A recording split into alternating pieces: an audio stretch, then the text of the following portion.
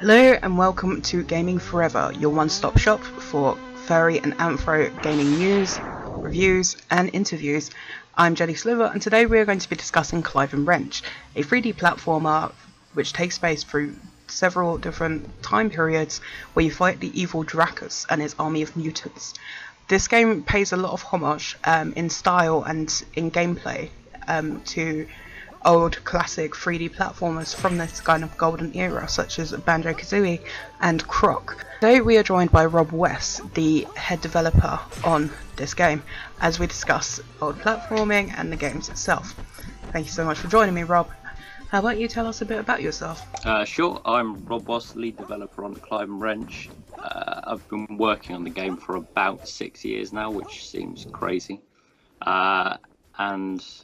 Well, it's the last 2 years have really been the main force behind it.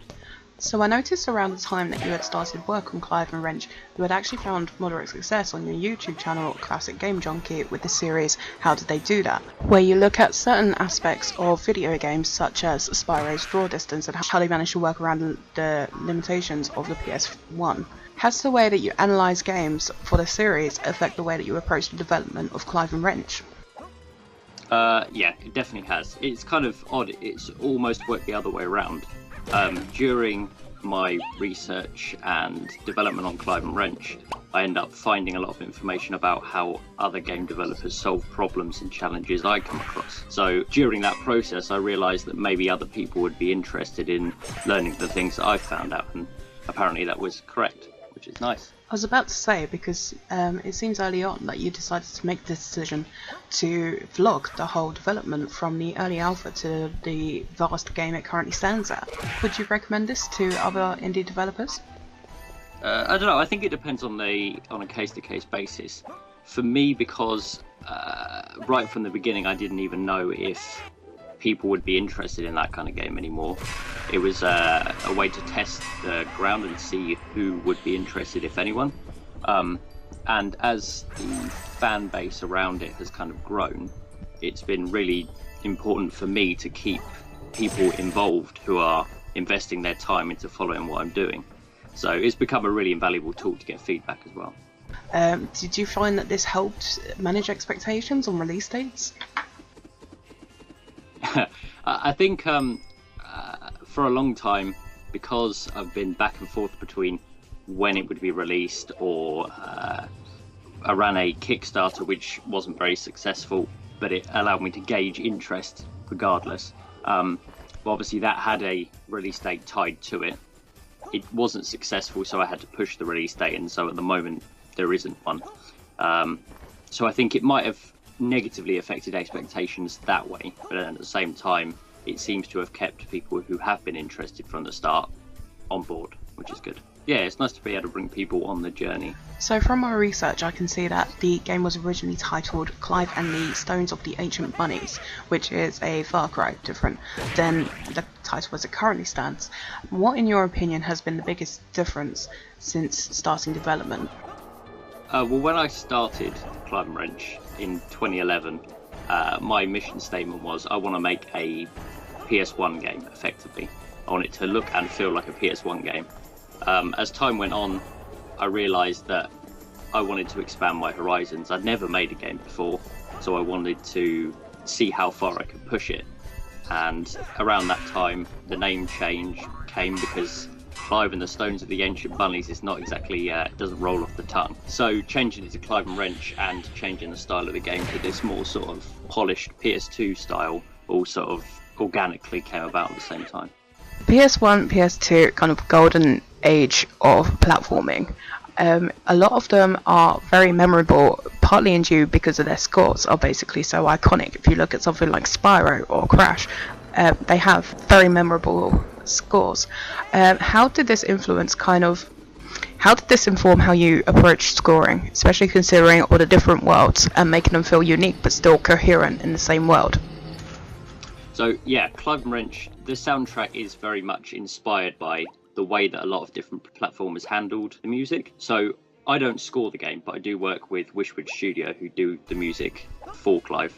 So effectively, for an example, the Wild West level, you have a main overworld theme, and then a variant of that for underwater sections, kind of like how Banjo Kazooie handles it.